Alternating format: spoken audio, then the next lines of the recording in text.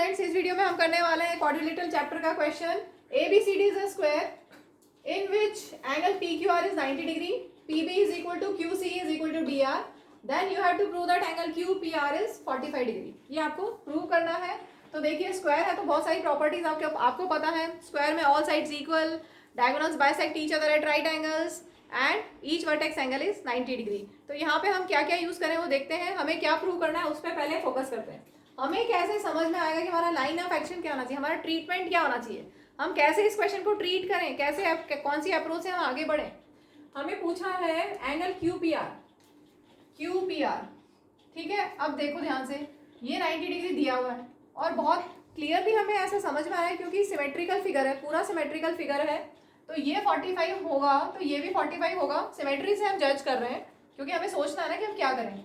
तो ये 45 भी हो, अगर ये दोनों 45 है इसका मतलब ये वाली साइड और ये वाली साइड इक्वल होगी। दैट मीन्स हम अगर इन दोनों साइड्स को इक्वल प्रूव कर दें तो हमारा रिजल्ट आ जाएगा। अब हम इन दोनों साइड्स को इक्वल कैसे प्रूव करते हैं, कैसे कर सकते हैं, इन दोनों साइड्स को इक्वल कैसे प्रूव कर सकते हैं। अगर हम कौन कौन से ट्राइंगल को कॉन्करेंट कर दें तो हो जाएगा।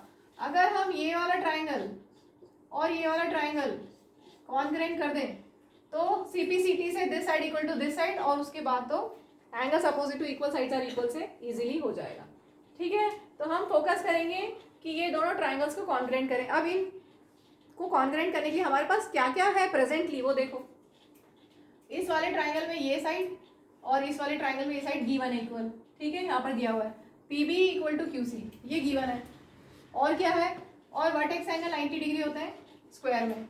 दो कंडीशन है, एक कंडीशन नहीं है, तो उसको और जो गिवन डेटा है उसको यूज करते हुए करते हैं। तो चलिए स्टार्ट करें। इतना क्लियर होगा क्या हमें करना है, हमारा एम क्या है यहाँ पर, इतना सबको क्लियर।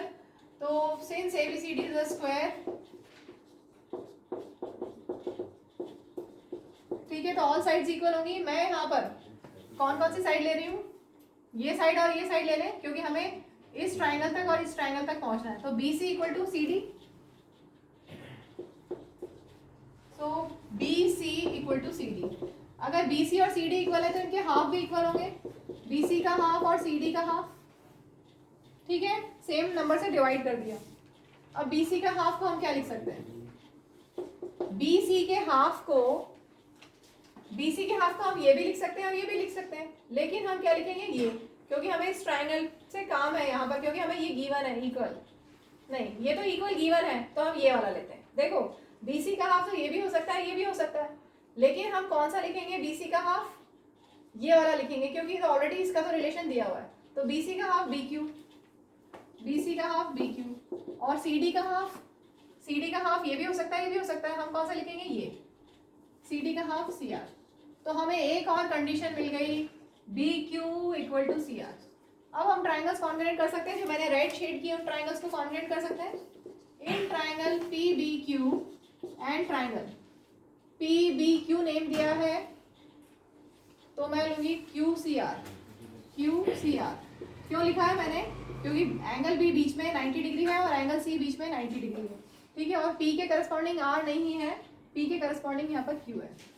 तो इन दोनों ट्राइंगल्स में क्या क्या इक्वल है, PB equal to QC, PB equal to QC given, फिर BQ is equal to CR proved above, और वर्टेक्स एंगल 90 डिग्री है, angle B equal to angle C, vertex angle 90 degree. ठीक है, तो ट्राइंगल्स कॉन्ग्रेंट हो गए।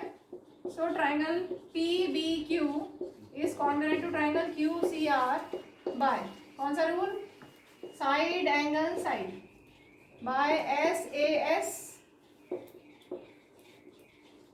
Congruence rule. Triangles congruent हो गए तो CPCT से इस वाले ट्राइंगल की PQ साइड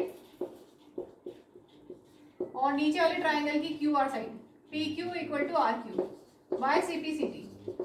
अब ध्यान से देखो, PQ इक्वल टू RQ, अगर कौन से ट्राइंगल में, PQR ट्राइंगल में, नाउ इन ट्राइंगल PQR आपके पास क्या है, PQ इक्वल टू RQ।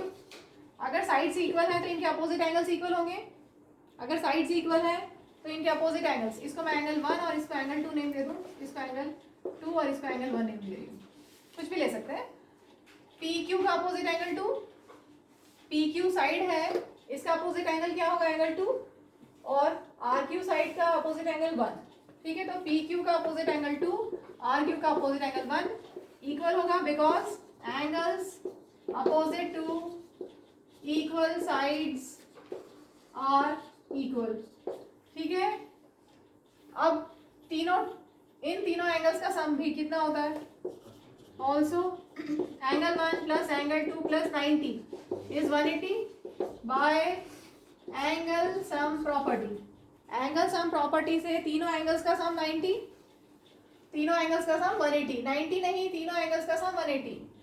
किसी भी ट्राइंगल में एंगल सम प्रॉपर्टी से आप लिख सकते हैं कि तीनों एंगल्स का सम 180 है। इसमें से एंगल 2 हमें नहीं चाहिए क्योंकि हमें एंगल क्यू पी आर चाहिए, हमें Q P R means angle 1 चाहिए, तो हम 2 को यहाँ से हटा दें। 2 की जगह हम क्या लिख सकते हैं, 1 लिख सकते हैं। एंगल 2 की जगह मैंने 1 लिख दिया और 90 को हम शिफ्ट कर दें, 180 माइनस 90 तो ये 90 हो जाएगा।